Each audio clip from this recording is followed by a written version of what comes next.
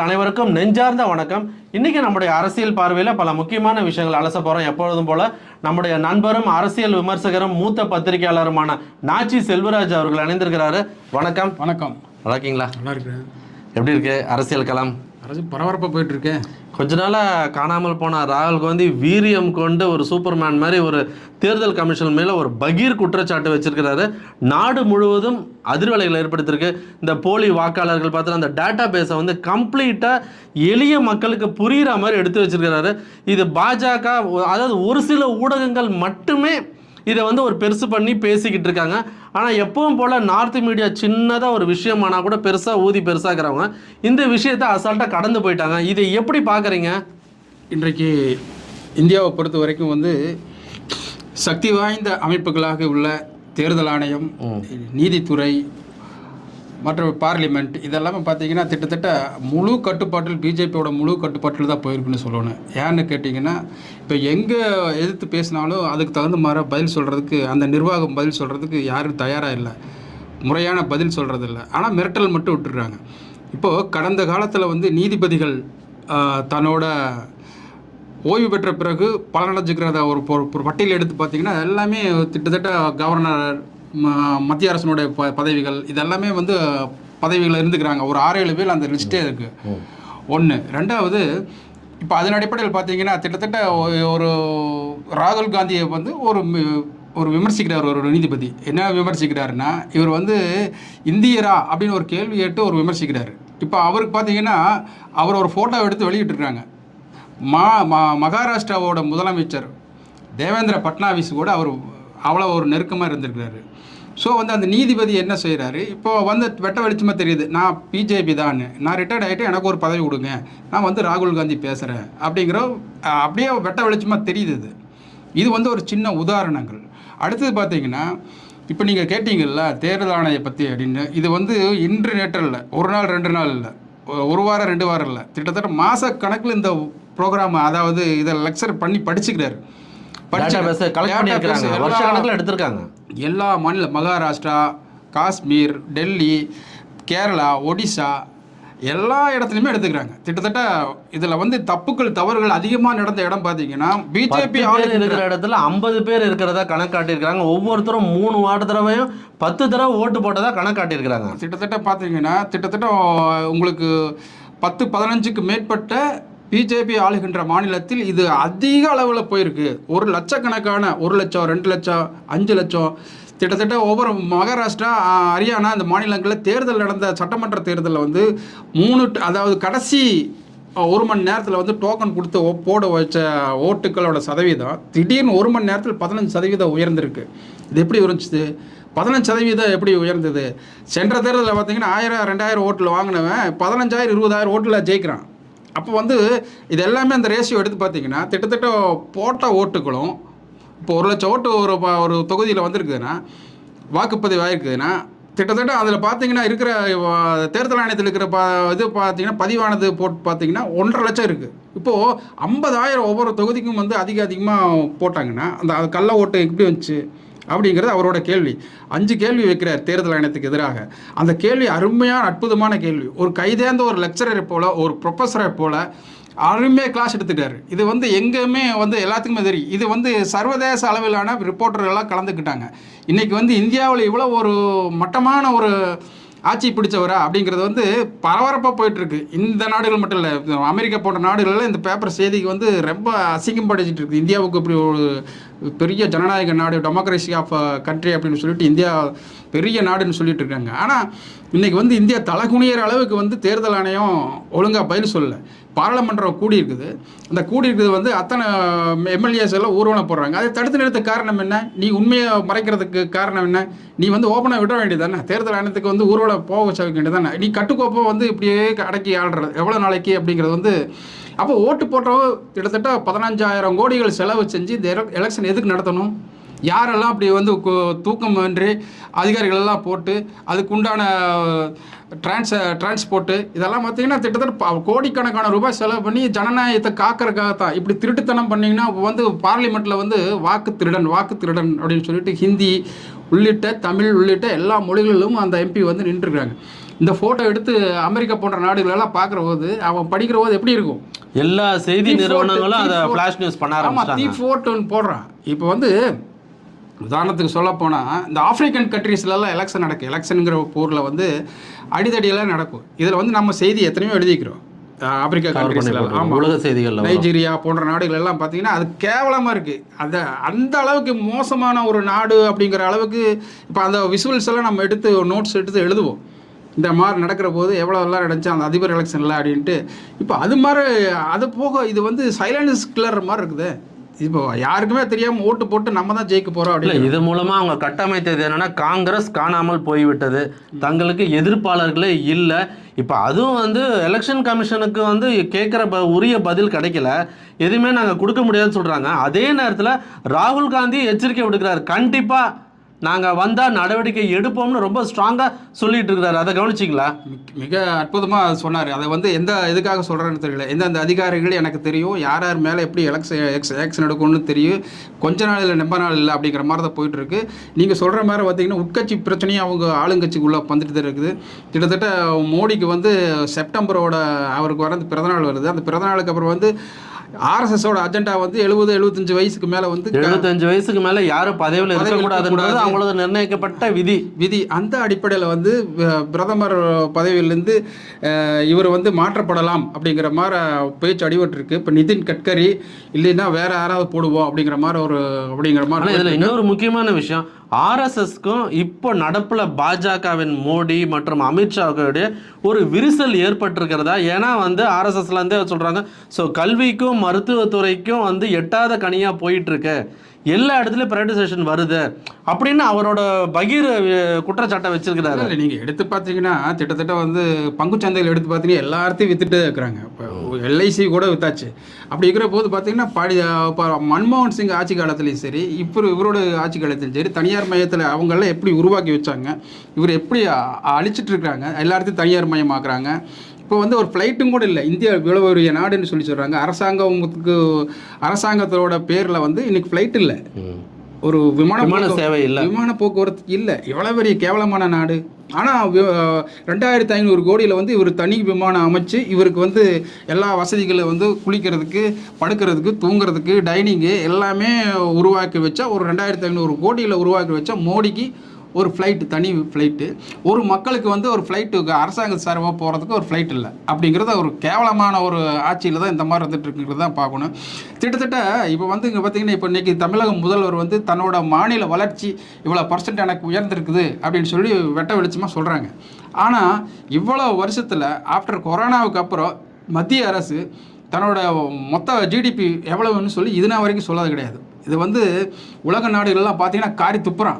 இப்படி என்ன ஜிடிபி பற்றி சொல்லவே இல்லையே அப்படின்னு சொல்லிட்டு. ஒரு நாட்டினுடைய வளர்ச்சி என்ன, ஒரு வாங்கும் திறன் என்ன, மக்கள் எவ்வளோ வளர்ந்துக்கிறாங்க, அதனால் வந்து ரேஷியோ எப்படி போயிட்டுருக்கு, தலாவித வருமானம் என்ன, இதெல்லாம் சொல்லாமல் ஒரு நாடு இவ்வளவு நாடு அதை வந்து என்ன சொல்கிறது, சுப்பிரமணிய சாமி சொல்கிற மாதிரி நிர்மலா சீதாராமனுக்கு வந்து சும்மா எழுதி கொடுத்து படிச்சுட்டு போக அவளுக்கெல்லாம் என்ன தெரியும் அப்படின்னு அவர் லாங்குவேஜில் சொன்னதெல்லாம் உண்மைதான். இப்போது அவள் நாடு வந்து அவ்வளவு கீழ் சர்வாதிகாரத்தின் உச்ச போக்கில் போயிட்டு இருக்கு. உச்ச போக்கில் இது வந்து ஒரு கிளர்ச்சி உண்டாகிறது கூட ஒரு வாய்ப்பு அந்த மாதிரி தான் லெவலில் போயிட்டு இருக்கு. ஏன்னு கேட்டிங்கன்னா, ஏன்னா இந்த எலெக்ஷன் கமிஷன் தில்லுமுள்ள வந்து இப்போ சாதாரண எளிய மக்கள் பேச ஆரம்பிச்சிட்டாங்க. ஆமாம், எலெக்ஷன் கமிஷனுங்கிறது சாதாரண விஷயம் இல்லை. பட் ஏன் சேஷனெல்லாம் இருக்கிற போது எவ்வளவு ஒரு கட்டுப்பாட்டோட சேஷன் இருக்கும்போது புது கட்டுப்பாடுகள் ஒரு பவராக வச்சிருந்தாரு டிஎன் சேஷன். ஆமாம், அந்த மாதிரி ஒரு ஆளுக்கு இப்போ எலெக்ஷன் கமிஷனில் யார் இருக்கிறாங்க, என்ன நடவடிக்கை அப்படிங்கிற கூட தெளிவாக தெரியல. நான் சொல்கிறது அதுக்கு தான் ஒரு தெளிவாக சொல்லிடுறாரு. எலெக்ஷனுக்கு முன்னாடி அந்த தலைமை தேர்தல் ஆணையர் வந்து மாற்றப்படுகிறார். இவரை கொண்டு வந்து வைக்கிறாங்க. இவரை கொண்டு வந்து வச்சு இவருக்கு என்ன, இவர் சொல்கிறதெல்லாம் கேட்கறதுக்காகத்தான் ஒரு ஆள். அப்போ மத்திய அரசு என்ன சொல்லுதோ அவங்க தான். இப்போ நீதித்துறையும் அப்படி தான், தன்னோட நீதித்துறை என்னன்னாலும் சொல்லுதோ அப்படி தான் போயிட்டுருக்காங்க. இப்போ வந்து பவர்ஃபுல் துறை எல்லாத்துலேயுமே வந்து பாஜகவின் ஆசீர்வாதம் பெற்றவர்கள் மட்டுமே அமரக்கூடியவர்களாக இருக்குது. ஆமாம், அது துணிஞ்சு தன்னோட நீதிபதி வந்து யாரோ ஒருத்தர் நீதிபதி வந்து துணிஞ்சு அதை ஒரு பேசுகிற போது அப்போ அதுவும் இந்த தடவை வந்து ஃபுல் மெஜாரிட்டியில் வரல. ஒடிசாலையும் யூபிலையும் வாங்கின அடி. இப்போது தேர்தல் ஆணையத்து மேலே ராகுல் காந்தி குற்றம் சாட்டுறதுக்கு பின்னாடி பார்த்தீங்கன்னா, இப்போ வந்து ஒரிசாவில் அந்த முன்னாள் முதல்வர் பிஜு பட்நாயக் அவர் வந்து குற்றம் சாட்டார். அதே மாதிரி கேரளாவில் வந்து சுரேஷ் எப்படி அவர் ஜெயிச்சாரு, சுரேஷ் கோபி எப்படி ஜெயிச்சாரு, 1 லட்சம் வாக்கு வந்து அது வந்து போலி வாக்காளர்கள் அப்படிங்கிறாங்க. அப்புறம் மகாராஷ்டிராவில் வந்து கடைசி நேரத்தில் வந்து 1 மணி நேரத்தில் 15% எப்படி வந்துச்சுங்கிறாங்க. ஹரியானாவில் வந்து இதே மாதிரி தான் எப்படி ஜெயிச்சதுக்கு காரணம் இப்படித்தான் சவுந்தரராஜன் ஒரு கேள்வி கேட்டிருக்காங்க. இதெல்லாம் ஒரு பிரியங்கா காந்தி இவ்வளவு ஓட்ல ஜெயிச்சாங்க. இதை வந்து இப்படியெல்லாம் பார்த்தீங்கன்னா இவ்வளவு ஒவ்வொரு மாநிலத்திலும் இப்படி போயிட்டு இருக்கிற போது அடுத்த ஓரிரு மாதங்களில் வந்து பீகாரில் எலெக்ஷன் நடக்க போகுது. இந்த எலெக்ஷன் வந்து உண்மையாகவே நேர்மையாக நடக்குமா அப்படிங்கிறது மாதிரி மிகப்பெரிய கேள்வி. ஏற்கனவே வந்து அங்கே வந்து பீகார் மாநிலத்தில் ஓரிரு மாதங்களில் வந்து எலெக்ஷன் வரப்போகுது. இந்த காலகட்டத்தில் வந்து அங்கே நேர்மையாக தேர்தல் நடக்குமா அப்படிங்கிறது வந்து மிகப்பெரிய ஒரு கேள்விக்குறியாக இருக்குது. இந்த சூழ்நிலையில் வந்து அங்கே வந்து மக்கள், அதாவது ஜனநாயகம் காப்பாற்றப்படுமா அப்படிங்கிற அளவுக்கு எதிர்க்கட்சிகளெல்லாம் அங்கே கேள்வி எழுப்பிட்டுருக்காங்க. ஒவ்வொரு தொகுதியில் வந்து இந்த திட்டத்தட்ட அவர் வந்து 15 லட்சம் 20 லட்சம் மொத்தம் வாக்காளர்கள் அப்படிலாம் அதிகமாக இருக்கிறாங்க அப்படின்னு சொல்லிட்டு பல இடங்களில் குற்றச்சாட்டு இருக்குது. அந்த குற்றச்சாட்டை நிவர்த்தி செய்யாமல் அங்கே தேர்தல் நடத்தினா யார் ஜெயிப்பா அப்படிங்கிறது எல்லாத்துக்கும் சின்ன குழந்தைக்கு கூட தெரியும். இந்த மாதிரி சூழ்நிலையில் தேர்தல் ஆணையம் வந்து உடனடியாக தானாக முன் வந்து கேட்ட கேள்விகளை விளக்கங்களை சொல்லி மக்கள் முன் வந்து ஒரு ஜனநாயக போர்வையில் தான் இருக்கிறாங்க அப்படிங்கிற மாதிரி சொன்னா தான் இது வந்து நம்புவாங்க. இல்லைன்னா நடப்பதற்கான வாய்ப்பு இல்லை. ராஜா சீமான் ஸ்டைலில் சொல்ல போனா எப்படி சொல்லுவாங்க? இல்லைன்னா பிஜேபி தேர்தல் ஆணையம் வந்து பிஜேபி தேர்தல் ஆணையம் அப்படின்னு வச்சு பேர் மாற்றிட்டு நீங்கள் நடத்திட்டு போங்க, தேர்தல் நடத்திட்டு போங்க, வர மக்கள் வராட்டு போட்டு நீங்கள் எலெக்ஷனே நடத்த வேண்டாம், நீங்கள் ஜெயிச்சதாக அறிவிச்சிட்டு போங்க, அப்படித்தானே சொல்ல முடியும். வேறு எதுவும் இது சொல்ல முடியாது. இது வந்து ஜனநாயக நாடுன்னு பேருக்கு சொல்ல வேண்டாம், சர்வாதிகார நாடு. பிஜேபி மட்டும்தான் சொல்கிறத கேட்கணும். மற்ற கட்சிகள் வரும் காலங்களில் இந்த விஷயம் வந்து பெரும் அதிர்வலைகளை தொடர்ச்சியாக ஏற்படுத்திட்டு இருக்கு. இப்போ எல்லா கட்சிகளும் வந்து ஒன்று சேர்ந்துட்டு இருக்கிறாங்க. இப்போ நம்ம தமிழ்நாடு பாலிடிக்ஸுக்கு வருவோம். விஜய் அரசியல், நம்ம வந்து விஜய் மீது வந்து மாற்று கருத்து வச்சுருக்கோம், எவ்வளோ விஷயங்கள் பண்ணியிருக்கோம். ஆனால் அவர் தொடர்ச்சியாக அவர் பண்ணுற விஷயங்கள் எல்லாமே வந்து ஒரு பல கேள்விக்குறிகளை எழுப்பிட்டே இருக்குது. இவர் வந்து பனையூர் அரசியல் ஒர்க் ஃப்ரம் ஹோம் கல்ச்சருக்கு திருப்பி அங்கேருந்து வரவே மாட்டாரா? இப்போ வந்து துப்புரவு பணியாளர்கள் போராடிக்கிட்டு இருக்காங்க. அவங்களும் அங்கே போய் பார்க்காம அவங்களையும் வீட்டில் வர வச்சு பார்க்குறத வந்து பல விமர்சனங்களை ஏற்படுத்தியிருக்கு. இப்போ அவர் வெளியிட்ட அறிக்கையிலேயே ஏகப்பட்ட குளறுபடி, அதாவது நிறைய எழுத்து பிழைகள் இருக்குது. அவர் என்ன விஷயங்களை அவர் வழி நடத்திக்கிட்டு இருக்கிறாங்க. நீ என்ன சொல்கிறது, நான் என்ன கேட்குறது, நான் சொல்கிறது தான் நடக்கும், நான் செய்கிறது தான் நடக்கும், நான் அப்படித்தான் பேசுவேன் பண்ணுவேன் அப்படிங்கிறதான். இது வந்து விஜயோட திமிருத்தனம் அப்படின்னு தான் சொல்லணும். ஏன்னு கேட்டிங்கன்னா இது பல வாரங்களாக வந்து எல்லா பத்திரிகையாளரும் சொல்லிகிட்ருக்காங்க. ஆனால் வந்து விஜய் வந்து செவிசாய்க்கிறதுக்கு மனமே இல்லை. இது வந்து ஒரு திமிர்த்தனம், விஜயோட திமிர்த்தனம் அப்படின்னு தான் சொல்லணும். யாரை சொல்கிறாங்க இதை கேட்டுக்கலாம் தெரிஞ்சுக்கலாம் அப்படிங்கிறத இருந்தால் தான் ஒரு அரசியல்வாதி, நல்ல அரசியல்வாதிக்கு அழகு. ஆனால் எனக்கு தெரிஞ்ச உலகத்தில் எந்த தலைவர்களும் வந்து போராட்டக்குழு ஏதோ ஒரு விஷயத்துக்கு அரசு வந்து ஒரு போக்குவரத்து துறையை கூப்பிட்டு பேசுவாங்க. பனையூர் அரசியல் ஆகட்டும், ஏதாவது ஒரு விஷயமாகட்டும், இப்போ அவங்க துப்புரவு பணியாளர்கள் எவ்வளோ நாளாக உட்காந்து இப்போ நைட்டு இரவு மொத்தமாக வந்து போராடிக்கிட்டு இருக்கிறாங்க. அங்கே வந்தால் பப்ளிக் கூட்டிடுவாங்கன்னு சொல்லிட்டு ஏன் 1 மணி 2 மணிக்கு போகலாமே சைலண்ட்டாக? அதாவது விஜய்க்கு வந்து விஜய் ஒரு புதிய தோரணங்கள் அப்படின்னு சொல்லுவாங்கள்ல, இவர் வந்து அரசியல் வந்து புதிய தோரணங்கள் கட்டுறாரோ அப்படிங்கிற மாதிரி தோணுது. ஆனால் இந்த அரசியல் வந்து மக்கள் மத்தியில் எடுபடாது. ஏன்னா காலங்காலமாக வந்து தமிழ்நாட்டில் ஒரு அரசியல் ஓடிட்டுருக்கு. இது வந்து திராவிட கட்சிகள் வந்து கிட்டத்தட்ட 50 ஆண்டுகளுக்கு மேலாக எந்த ஒரு கட்சியும் வந்து இல்லாமல், ஒரு தேசிய கட்சி ஆளுமை இல்லாமல் திராவிட கட்சிகள் தான், ஒன்றா ஏடிஎம்கே இல்லைன்னா டிஎம்கே அந்த மாதிரி தான் போயிட்டுருக்கு. ஆனால் வந்து பிஜேபியோ இல்லை காங்கிரஸோ நீங்கள்லாம் வரவே முடியாதுடா அப்படின்னு சொல்லிட்டு வாயில் சொல்லாமல் நாங்கள் தான் ஜெயிப்போம் அப்படிங்கிற மாதிரி ஒரு கட்டத்தை அமைத்து, அரசியல் கட்டமைப்பை அமைத்து அப்படி தான் போயிட்டுருக்கு. இதில் வந்து விஜய்ங்கிறது வந்து ஒரு மத்திய அரசால் வந்து ஒன்றிய அரசால் ஆர்எஸ்எஸ்ஸால் உருவாக்கப்பட்ட ஒரு பிம்பம் தான்.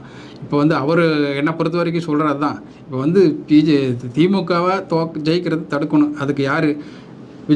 விஜயை பயன்படுத்துவோம். விஜய்க்காக பாஜக பி டீம்ன்றீங்களா? கண்டிப்பாக விஜய் வந்து பாஜகவோட வளர்ப்பு பிள்ளை. இப்போ வந்து அவருக்கு எல்லா பாதுகாப்பும் அவருக்கு தான் கொடுத்துருக்காங்க. அவருக்கு வந்து இசட் பிரிவு பாதுகாப்பு, மற்ற வந்து எந்த வித தொந்தரவும் செய்யக்கூடாது. அவர் நினைக்கிறது தான் இது, அவர் பேசுகிறது தான் அரசியல், அவர் விடுறதா தப்பாக விட்டால் கூட அறிக்கை, இதை வந்து இப்படி தான் இருக்குது. அரசியலில் வந்து அவர் புதிய தோரணங்கள் கட்டி புதிய பாதையில் செல்கிறார். இது ஒரு கேலி கூத்தாகும். ஆஃப்டர் 2026 மேக்கு அப்புறம் வந்து விஜய் எந்த முகத்தை வச்சுட்டு, கோமாளி மூஞ்சி வச்சுட்டு எங்கே போகிறேன்னு தெரியல. இதை வந்து விஜய் வந்து மாற்றிக்கணும், சுய பரிசோதனை செஞ்சுக்கணும். இல்லைன்னா கூட இருக்கிறவங்களா சொல்லிக் கொடுக்கணும். அதாவது உரைநடை தமிழ், எழுத்து தமிழ் நிறையா இருக்குது. அறிக்கையில் வந்து மிக மிக கேவலமாக இருக்குது. அந்த அறிக்கை எடுத்து பார்த்தா நம்மது நம்மோட இதெல்லாம் என்ன தமிழ்? இது தயவு செய்து படிக்கிறதுக்கே மிக கேவலமாக இருக்குது. ஒரு நல்ல அறிவாளியாக பக்கத்தில் வச்சுக்கோங்க. தமிழ் நல்லா எழுத சொல்லுங்கள். நம்மோட, நமது அப்படின்னு எழுத தெரியலையா? நமது இதான் நம்மோட மொழி பற்று அந்த ஒரு பேசுறதுக்கு வரி முன்னாடி அந்த மொழியை கரெக்டா கத்துக்கிட்டு அந்த பேசணும். ஒரு வரி படித்தோடனே அது அந்த அறிக்கையே கிழிச்சு தூர போட்டேன் நான். நீங்கள் என்ன வேணாலும் பண்ணிக்கோங்க. இதெல்லாம் ஒரு அறிக்கை. விஜய், தயவு செய்து உங்கள் அப்பாட்ட சொல்லி, உங்கள் அப்பாவோட நண்பர்கள் நிறைய இருப்பாங்க தமிழ் படிச்சவங்களா, அவங்க எடுத்த படங்களை பார்த்தாலே போதுமே. மிக மிக கேவலமாக இருக்கும். உங்கள் அப்பா வந்து அந்த படத்துல எல்லாம் நிறைய நீதிக்கு தண்டனை எதிரான வசனங்கள்லாம் நிறைய எழுதியிருப்பார். அவர்களெல்லாம் கேட்டு தெரிஞ்சுக்கும். அவர் பக்கத்தில் வைங்க முதல்ல. மிக மிக கேவலம். இந்த புஷி ஆனந்தா, அது வந்து அவருக்கு தமிழ் தக்குறி ஒழுங்காக பேச. அதை விட அந்த ஆதவ அர்ஜுனம் ஏதோ வந்து எதுகை மோனையை பேசுகிறதாக வந்து நின்றுட்டு பிரேக் அடித்து பேசுகிறது. தயவுசெய்து அவர் என்ன ஆதவ அர்ஜுனா, தயவுசெய்து தமிழ் கற்றுக்கிட்டு வந்து பேசுங்க. நிறைய மேடைகள், நிறைய அறிஞர் நாஜில் சம்பத் போன்றவங்களாம் நிறைய இருப்பாங்க. அவங்களாம் பேச்சை கற்றுக்கிட்டு வாங்க. பெய்டு நியூஸ், சோஷியல் மீடியாவை நம்பி அரசியல் பண்ணால் இதுதான் ரிசல்ட்டு. அதனால் விஜய் வந்து திமுகவை தோக்கடிக்கிறதுக்கு என்ன வழியோ அதே வந்து அவர் செஞ்சுக்கிட்டு இருக்கிறாரு. தயவுசெய்து 50 ஆண்டு காலமாக தமிழ்நாட்டில் வந்து கட்டமைக்கப்பட்ட பிம்பம், தேசிய கட்சிகள் வர முடியாது, காங்கிரஸ் பிஜேபி போன்ற அரசியல் வரக்கூடாது, இங்கே வந்து மாநில கட்சிகள் தான் அந்த மாதிரி ஒரு பிம்பத்தை உருவாக்கிறாங்க. நீங்கள் வந்து அதை ஒரு வருஷத்தில் வந்து நீங்கள் கட்சி ஆரம்பித்து அந்த பிம்பத்தில் உடைக்கிறதெல்லாம் முடியவே முடியாது.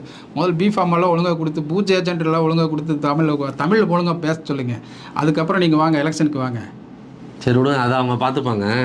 இப்போ திமுக வெற்றி உறுதி. மூத்த பத்திரிகையாளர் எல்லாருமே யாரெல்லாம் ரிவர்ஸாக சொல்லிட்டு இருந்தாங்களோ அப்படி சொல்லிட்டாங்க. ஆனால் இன்னொரு விஷயம் உற்று கவனித்தீர்கள்னா, தமிழக முதல்வர் ஸ்டாலின் அவர்கள் புயலாக சுற்றுறாரு. அவரை தவிர மற்றவங்கெல்லாம் என்ன வேலை செய்கிறாங்கன்னு ஒரு பெரிய கேள்விக்குறி. திமுகலே கீழ் லெவல்லேருந்து மேல் லெவல் வரைக்கும் பேசிக்கிறாங்க.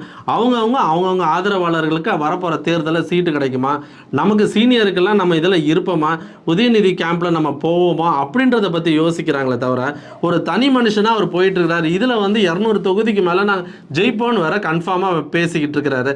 இதை எப்படி பார்க்குறீங்க? இப்போது முதல்வர் ஸ்டாலினை பொறுத்த வரைக்கும் ரொம்ப மனசு உடஞ்சு போய்கிறாரு அப்படின்னு தான் சொல்லணும். இப்போ யாரை நம்புறது, யாரை நம்பாமல் இருக்கிறது அப்படிங்கிற ஒரு சூழ்நிலை அவரை சுற்றி போயிட்டுருக்கு. இதில் வந்து அவர் கன்ஃபியூஷன் ஆகிக்கிறாரு. இந்த சமயத்தில் வந்து இப்போது நமக்கு நாமே அப்படிங்கிற ஒரு திட்டத்தை அறிவித்தது மாதிரி இன்றைக்கி நம்ம மட்டும்தான் நம்ப வேண்டிய ஒரு சூழ்நிலை இருக்குது அப்படின்னு சொல்லிட்டு அவரே புரிஞ்சுக்கிட்டார். அவரே புரிஞ்சதுனால தான் அவர் கிட்டத்தட்ட எல்லா இடத்துக்கும் அவரே போகிறாரு. திடீர்னு பார்த்தா உடுமலைப்பேட்டையில் நேற்று இருந்தார், இன்றைக்கி பார்த்தா வண்ணாரப்பேட்டையில் இருக்கார். கிட்டத்தட்ட அவர் தான் எல்லாமே அப்படிங்கிற மாதிரி இருக்குது. உழைப்பு அன்னைக்கு எப்படி கலைஞர் உயிரோடு இருக்கிற போது சொன்னாரோ, உனக்கு இது மட்டும்தான் உன்னை காப்பாற்று, இதை மட்டும்தான் உன்னை கட்சியை ஜெயிக்க வைக்கும், இது மட்டும்தான் உன்னை வந்து வாழ வைக்கும் அப்படின்னு என்னைக்கு சொன்னாரோ, அந்த உழைப்பு தான் இப்போ வந்து உழைப்பு கையில் எடுத்துருக்காரு. இப்போ அதனுடைய பிரதிபலிப்பு தான் பார்த்தீங்கன்னா கிட்டத்தட்ட இப்போ சீனியர்ஸு கூட அதிகமாக எங்கேயும் வர்றதில்ல. இப்போ அவரே எல்லாம் முடிவு எடுத்து கட்சியை காப்பாற்றோன்னா, இன்னும் சொல்ல போனால் ஜெயலலிதா கடைசி காலத்தில் எப்படி இருந்தாங்களோ, அதிமுகவை கட்சி வழி நடத்தினாங்களோ, அந்த மாதிரி இப்போ வந்து திமுக வந்து அதாவது ஸ்டாலின் அவர்கள் திமுக வந்து வழிநடத்துறதுக்கு துணிஞ்சிட்டாரு அப்படிங்கிறத இதனுடைய செயல்பாடுகள்லாம் பார்க்குற போது நமக்கு நல்லாவே தெரியுது. அதன் அடிப்படையில் தான் இன்றைக்கி வந்து ஜெயலலிதாவை மாறிவிட்டார் ஸ்டாலின் அப்படிங்கிறது நல்லா வெட்ட வெளிச்சமாக தெரியுது. இப்போ எங்கே பார்த்தாலும் வந்து அந்த திட்டங்களை அறிவிக்கிறது, போகிறது வர்றது, மக்களுக்கு பயனடைய விஷயங்கள் செய்கிறது. இன்றைக்கி வந்து தாய்மானவர் திட்டம் அதை வந்து சொல்கிறாரு. இப்போ எனக்கு பிடிச்சது திட்டத்திலே வந்து ரொம்ப பிடிச்ச திட்டம் தாய்மானவர் திட்டம். ஏன்னா சில பேரெல்லாம் பார்த்திங்கன்னா 60-70 வயசுக்கு மேலெல்லாம் பார்த்திங்கன்னா அந்த அரிசி வாங்குறதுக்கும் கூட அவங்களால முடியறதில்ல. கீழே அந்த பருப்பு, உளுந்தம் பருப்பு அதெல்லாம் காசு கொடுக்குறதுக்கும் கூட வழி இல்லை அப்படிங்கிற மாதிரி ஒரு சூழ்நிலை இருக்குது. அந்த மாதிரி வறுமை கோட்டு கீழே வாழ்கின்ற மக்களெல்லாம் பார்த்து அதனோட எடுத்து தாய்மானவர் திட்டத்தின் அடிப்படையில் இப்போ வீடுகளுக்கே சென்று வந்து அந்த ரேஷன் பொருட்களை வழங்குறது மிக அற்புதமான திட்டம். இதை பார்த்தீங்கன்னா காலை உணவு திட்டம் போட்டது வந்து எல்லாருமே அதை வந்து ரொம்ப இது பண்ணாங்க. ஏன்னா அந்த குழந்தைங்க வந்து அதை சாப்பிட்டு போகிற போது அதுக்காக ஸ்கூலுக்கு வந்துருவாங்க அப்படிங்கிறது. இது வந்து பார்த்தீங்கன்னா இப்போ வந்து மழை, புயல், வெயில் அப்படியெல்லாம் அடிச்சுட்டு இருக்கிற போது கிட்டத்தட்ட வீட்டுக்கே போய் அந்த வயதான பெண்மணிகளெல்லாம் பார்த்து, வயதான ஆண்களெல்லாம் பார்த்து கொடுக்குற போது அவங்களுக்கு முகமலர்ச்சி அவ்வளோ ஒரு இதாக இருக்குது. இது வர அற்புதமான திட்டங்கள். கடைசியில் பார்த்தீங்கன்னா இப்போ புதிய கல்விக் கொள்கை, இந்த புதிய கல்விக் கொள்கை வந்து ஆர்எஸ்எஸ் வந்து திணிச்சிட்டு இருந்ததை வந்து கிட்டத்தட்ட அதுக்குன்னு ஒரு குழு உருவாக்கி இது எந்த மாதிரி திட்டங்களை கொண்டு போனால் கல்வியும் உங்களுக்கு வந்து உணவு இதெல்லாம் முக்கியமான விஷயங்களை கை வச்சுக்கிறாரு. அந்த பார்த்தீங்கன்னா அந்த புதிய கல்வி திட்டம் இன்றைக்கும் வந்து மிளற வைக்கிறது அப்படிங்கிறதான் பார்க்கணும். கிட்டத்தட்ட இது வந்து எப்படி 70களில் வந்து கலைஞர் ஆரம்பித்து தன்னோட ஆட்சி கொண்டு வந்து 2ஆம் முறை ஜெயிச்சாரோ அந்த வாரம் இப்போ கொண்டு போயிட்டுருக்காரு. ஒவ்வொரு செயல்பாடுகளும் அந்த மாதிரி இருந்துகிட்ருக்கு. இந்த சூழ்நிலையில் பார்த்திங்கன்னா இப்போ வந்து வெளிப்படையான மக்கள் பேச்சும் அப்படி தான் போயிட்டுருக்கு. இப்போ வந்து எங்கேயுமே குறை சொல்ல முடியல அப்படின்ட்டு நாம் எடுத்துக்க முடியாது. ஒரு சில குறைகளெல்லாம் இருக்குதா சொல்லதான் செய்கிறாங்க. அதெல்லாம் அந்த குறைகளை நிவர்த்தி பண்ணி வருங்காலங்களில் இருந்தாங்கன்னா திமுக மீண்டும் ஆட்சியை பிடிக்கும்னா அப்படித்தான் பொதுமக்களோட கருத்தாக இருக்குது. அதிமுக வாய்ப்பு எப்படி இருக்கு? அதிமுகவை பொறுத்த வரைக்கும் இப்போ வந்து எல்லா பாஜகவோட கூட்டணி வந்து மக்களால் ஏற்றுக்கொள்ள முடியல அப்படின்னு நாங்கள் சொல்லலை. பொதுவாக எல்லாருக்கிட்டையும் நம்ம பேசுகிற, அதாவது பொதுமக்கள்கிட்டையும் நடைபாதையில் கடை வச்சுருக்காங்கன்னா பொதுவாக எல்லாருக்கிட்டையும் விசாரிக்கும் பொழுது அந்த பாஜக எதிர்ப்பு அரசியல் மட்டும்தான் திமுகவை தூக்கி கொண்டு நிறுத்திக்கிட்டு இருக்கு. அது உண்மை, அதுதான். இப்போ ஆரம்ப காலத்துலேயே நம்ம பேசணும். கிட்டத்தட்ட ஜனநாயக தூண்களாக இருக்கக்கூடிய இந்த தேர்தல் ஆணையம், இந்த நீதிபதித்துறை எல்லாம் வந்து அவங்க கையகப்படுத்திட்டாங்க. அப்படிங்கிற போது அதனுடைய அடிப்படை வந்து இப்போது டெல்லியில் மட்டும் இல்லை, தமிழ்நாட்டிலையுமே ஓங்கி ஒலிக்குது அந்த சத்தம், அந்த எனர்ஜி, அந்த வைப்ரேஷன் இருந்துகிட்ருக்கு. அது வந்து மக்கள் பார்ப்பான். இப்போ அடுத்தது இவங்க வந்துடுவாங்க அப்படிங்கிற போது என்ன ஆகும்? தமிழ்நாடு மீண்டும் வந்து குலக்கல்விகள் வந்துடுமா? மீண்டும் வந்து இந்த வந்து கலாச்சாரங்கள் இந்த மாதிரி முருக மாநாடு போட்டு அவங்கள வந்து அதன் மூலமாக நம்ம ஜெயிச்சிடலாம் அப்படிங்கிற மாதிரி கனவு கண்டுருக்குறாங்க. அதெல்லாம் நிறைவேறுமா அப்படிங்கிற மாதிரி எல்லாம் போயிட்டுருக்கு. அதாவது அண்ணா சொன்ன மாதிரி தான், ஒன்றே குலம் ஒருவனே தேவன். இப்போது நாங்கள் வந்து அதாவது கடவுளை வந்து நாங்கள் வந்து கோயிலில் வந்து நாங்கள் போகணும்னு சொல்ல வேணும்ல, அங்கே கோயிலில் உள்ள இருக்கிறவங்க வந்து பிரார்த்தனை பண்ணுறோம், அதை தான் நாங்கள் தட்டி கேட்குறோம்னு சொல்லி கலைஞர் சொன்ன மாதிரியும் இவங்களை இவர் ஆட்சிக்கு வந்ததுக்கப்புறம் பார்த்தீங்கன்னா நீங்கள் எங்கே வேணாலும் போய் சாமி கும்பிடுங்க பண்ணுங்க அப்படிங்களா. ஆனால் அதே சமயத்தில் வந்து எங்கள் கொள்கைக்கு எந்த வித இடர்பாடுகள் வரக்கூடாது அப்படிங்கிறத ஸ்டாலினோட வியூவாக இருக்குது. ஸோ வந்து இப்போ நல்லாவே வளைஞ்சு கொடுத்து போயிட்டுருக்கிறனால வந்து அந்த கொள்கை ரீதியாக வந்து அதே சமயத்தில் திராவிட கோட்களை விட்டு கொடுக்காம இன்றைக்கும் வந்து அவர் கொள்கையில் ஓங்கி ஒழிச்சிட்ருக்காரு அப்படிங்கிறது வந்து கிட்டத்தட்ட எல்லாத்துக்குமே தெரியுது. இதே நிலைமையில் போயிட்டுருக்கிறது தான் இப்போ வந்து திமுக வந்து மீண்டும் ஆட்சிக்கு பிடிக்கும் அப்படிங்கிற மாதிரி ஒரு மையக்கருத்து உருவாகி இருக்குது அப்படிங்கிறத நம்ம யதார்த்தமாக பார்க்கணும். அதிமுகவோட வாய்ப்பை பற்றி கேட்டேன். அதிமுக பொறுத்த வரைக்கும் இப்போ எடப்பாடி பழனிசாமி அவர்கள் வந்து 3வது கட்டமாக இன்றைக்கி கிருஷ்ணகிரியில் பிரச்சாரம் போயிட்டுருக்காரு. கிட்டத்தட்ட அங்கே பார்த்தீங்கன்னா எல்லா இடத்துக்கும் போகிறாங்க வர்றாங்க. அவர்கள் செஞ்ச குடிமராமத்து பணியிலிருந்து எல்லாத்தையும் சொல்கிறாரு, பேசுகிறாரு. ஆனால் அது வந்து அதே சமயத்தில் வந்து பிஜேபி தன்னோட கூட வருது அப்படிங்கிற போது என்றைக்கும் இல்லாத அதிமுக கூட்டத்தில் வந்து பிஜேபி கொடியெல்லாம் எங்கே பார்த்தாலும் பறக்குது, இது பண்ணுது. நான் முதுகில் ஏறி உட்காந்துட்டேன் அப்படிங்கிறது அடையாளம் தான். அது எங்கேயுமே இல்லை. ஆனால் லேடியான்னு கேட்ட கட்சி எங்கே பார்த்தாலும் ஏடிஎம்கே கூடிய அண்ணா கை நீட்டின படம் இருக்கோ இல்லையோ, எங்கே பார்த்தாலும் நீங்கள் அப்படியே நோட் பண்ணி பாருங்கள். எடப்பாடி பழனிசாமி அவர்கள் எங்கெங்கே பிரச்சாரம் போகிறாரோ அங்கெல்லாம் வந்து பிஜேபி கூடி தான் நிற்கிது, ஏடிஎம்கே கூடிய காணா அப்படிங்கிறத நம்ம பார்க்க முடியுது. ரெண்டாவது பார்த்திங்கன்னா கிட்டத்தட்ட அங்கே வந்து இவர் கொள்கை ரீதியாக வந்து உயர்ச்சி சொன்னால் கூட இங்கே வந்து பேச்சு பார்த்தி நயினார் நாகேந்திரன் பார்த்து எங்கள் தலைமையில் தான் கூட்டணி அப்படிங்கிற மாதிரி இன்னமும் அந்த டாமினேட் போகவே இல்லை. அப்புறம் அதே சமயத்தில் பன்னீர்செல்வம் வந்து அங்கே கிட்டத்தட்ட சின்ன குழந்தைங்க மாதிரி அங்கேருந்து சீராடிட்டு வந்துட்டார். இந்த மாதிரி நான் வந்து அங்கே சேர மாட்டேன் இங்கே சேர மாட்டேன்ட்டு. அவன் வந்து முக்குளத்தோர் வாக்குகளால் எனக்கு கிடைக்கும், அதை வந்து நான் வந்து உடச்சிடுவேன் அப்படின்னு சொல்லிட்டு அவரும் ஒரு பேரம் பேசிகிட்டு இருக்காரு. இப்போ டிடிவி தினகரன் வந்து போன 2-3 மாதத்துக்கு முன்னாடியே வந்து அதாவது இவர் எடப்பாடி பழனிசாமி சந்திக்கிறதுக்கு நேரம் கேட்டிருந்தார். ஆனால் வந்து அவங்க இந்த தேர்தல் நேரத்தில் எல்லாம் சந்திக்கலை, இப்போல்லாம் எதுக்கு அப்படின்னு சொல்லிட்டு அவர் வந்து பின்வாங்குறாரு. ஏன்னா இப்போவே வந்து அவங்கள ஒன்று சேர்த்துட்டாங்கன்னா இது வந்து இவரோட டாமினேட் அதிகமாகும் அப்படின்ட்டு அவர் பயக்கிறாரு. ஸோ வந்து இந்த மாதிரி ஒரு பிரச்சனைகள்லாம் போயிட்டுருக்கு. ஆனால் வந்து அதே சமயத்தில் திமுக கூட்டணி வந்து இன்னும் ஸ்ட்ராங்காக போயிட்டுருக்கு. அதனால் திமுக வந்து மிக பிரம்மாண்டம் வந்து ஒரு அதாவது என்ன சொல்கிறது வெளிச்சத்துக்கு வந்திருக்கு, வெற்றி வாய்ப்பு பிரகாசமாக இருக்குது அப்படிங்கிற மாதிரி சூழ்நிலை தான் இன்றைக்கி வரைக்கும் போயிட்டுருக்கு. இன்னும் எதிர்காலத்தில் எப்படி ஒரு மாற்றங்கள் வருமா அப்படிங்கிறத பார்க்கணும். ஓகே, உங்களுடைய ஆழமான அழகான கருத்தை வந்து ப்ளூ பிக்ஸுக்கு பதிவு செஞ்சுருக்கீங்க. இப்போ நாங்கள் சொல்கிற கருத்து எதுவுமே இறுதி கருத்து இல்லை. இன்னும் தேர்தலுக்கு காலம் இருக்கிறது.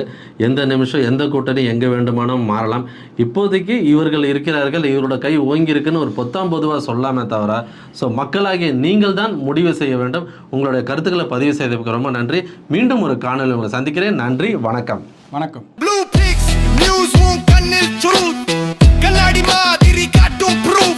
நம்பிக்கையின் ஒளி நீயும் சேர் நம்ம பக்கம் வந்தா